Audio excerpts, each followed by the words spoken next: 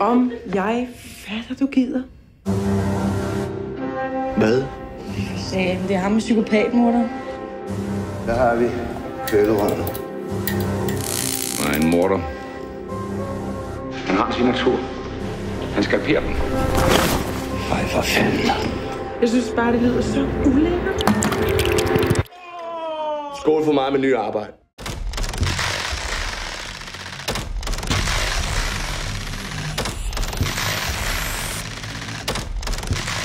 Når man har været her et stykke tid, får man dårlig ånde. Man kan selv prøve det. Ja, det gør jeg noget.